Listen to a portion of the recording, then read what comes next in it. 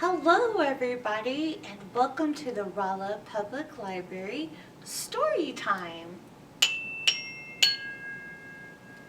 Did you enjoy seeing all the beautiful ice that we had this winter and the snow? Whew, cold, huh? Well, we're going to have a story about when Jack Frost was young. And we have a special guest.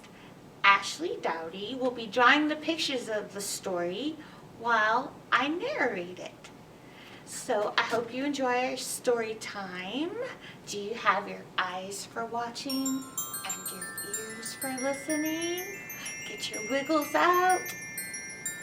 And we're ready for when Jack Frost was young.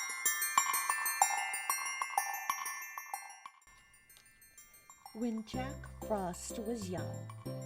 From the book Sandman's Goodnight Stories by Abby Phillips Walker. Retold by Miss Tara. Illustrated by Ashley Dowdy. Jack Frost is a bright, witty, magical fellow. Maybe you've watched a movie or heard a story about Jack Frost. You have seen his magnificent icy works of art across the treetops, coating the grass in white and frosting up houses and car windows. Big icicles, little patterns swirling on the glass. It's wonderful and beautiful. This is the story about the time when Jack Frost was young, like you, and brand new to his art. He would not listen to his mother, the North Wind. They lived together in a very small, cramped, one-room cottage, and maybe that's why sometimes they got on each other's nerves. Well, one early morning, when it was still dark out, he woke up full of energy.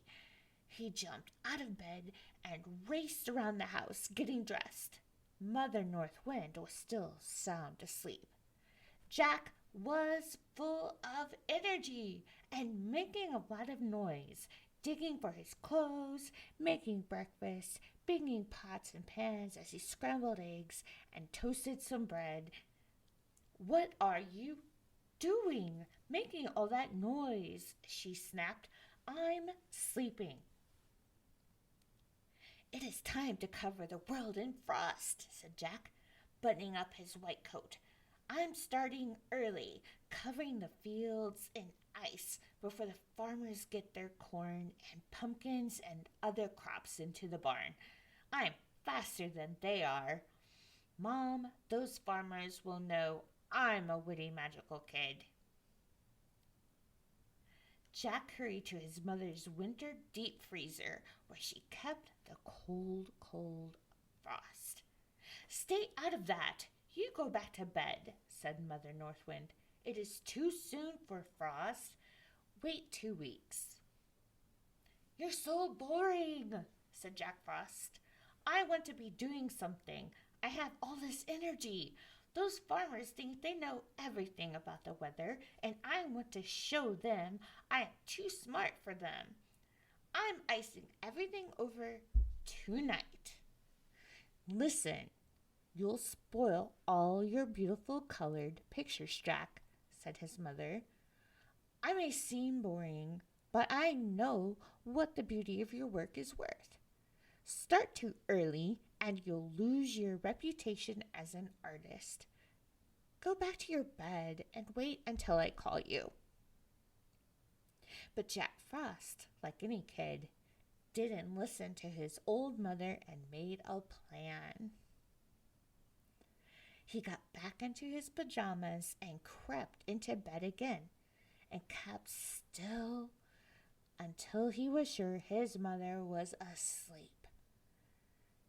All day he kept quiet, and when night came, he listened to make sure Mother North Wind was still snoring softly, deep and warm under her covers. Then he crept out of his bed.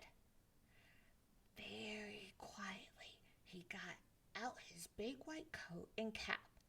And then he opened Mother North Wind's deep freezer, and he filled his bag full of frost. When the bag was full, he shook it down and put more of that cold, cold frost in there. I'll give them a good one tonight, he said, laughing at the thought of the surprise he would give those farmers. Then he crept softly past his sleeping mother, carefully opened the cottage door, and out he went, flying swiftly over hills and fields full of crops, through the air with his big bag of frost. All around he spread that white frost, and when at last he finished his work, it was morning. An old sun man came over the crest of the hill. I wonder what the old sun man looks like. Does he have sunbeams as his beard? Is his face wrinkly? Well, he knew it was still early in the season, so when he saw the white world that Jack Frost had painted, he was horrified. "You rascal!" he shouted after Jack Frost, who was flying quickly away so he wouldn't get caught. "You are far too early. You have spoiled all your pictures for the year." "Old silly, what does he know?" said Jack, laughing as he swiftly flew away. "He is just like Mother, old and boring." When he returned to the cottage, he landed quietly back on the ground and snuck through the door and got softly into bed. And not until his mother called him did he awake again. "Come," she said one day sternly. "It is time now for you to be about your work, and your pictures should be gorgeous in their coloring this year.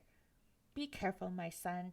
Scatter your frost tonight lightly, and again tomorrow night. Because if you do a delicate work, your frosty painting will be gorgeous and sparkle gently in the light. I will go out in the morning and see how things look." Jack Frost did not tell his mother he had been out before. He was concerned. Maybe he was in trouble. He did not need to tell her, for the next morning, before old Madam North Wind had gone far out into the world, she knew what had happened, that he must have snuck out and ruined everything. "They're all spoiled," she said as she looked over the landscape, all black and dead before they had a bit of color. Kind of like how the leaves start to rot on the ground in the late fall and winter. It's not as pretty as when there's still some color on the leaves and a little bit of frost. That's why she wanted him to wait and be gentle. She went back into the cottage, stormed up to Jack Frost's bed and said, "Come out and look at your work. You thought you knew more about it than your old mother." Jack Frost had no idea what old Mother North Wind meant, but he felt sure something was wrong. So, with his shoulders slumped and a look of concern on his face, he followed her outside. No bright and beautiful colored leaves and bushes met his gaze. All was drab and mushy. "What is the matter with my pictures?" he asked. "I thought they would be very beautiful this year." "You stole out before it was time," she said. And you not only surprised the farmers, but you spoiled all the gorgeous pictures and cheated all the people who looked for them. There will be none this year because you thought you knew more than I. Go home. There is no work for you, and perhaps you will listen to me next year and not get up until I call you. Wow, so Jack Frost ruined all the crops in the field. Now there's spoiled mushy pumpkins and spoiled corn. So Jack Frost went home a sadder but wiser fellow. The next year he slept and did not put his frosty nose out from under his blanket until Mother North Wind called him. Well, keep your eyes open this winter for Jack Frost's work and see if he's grown up to do a better job.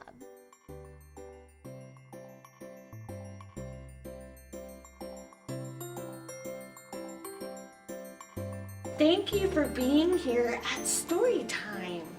Make sure you come by the library to get your craft. And make sure you like our video and share it with your friends. We'll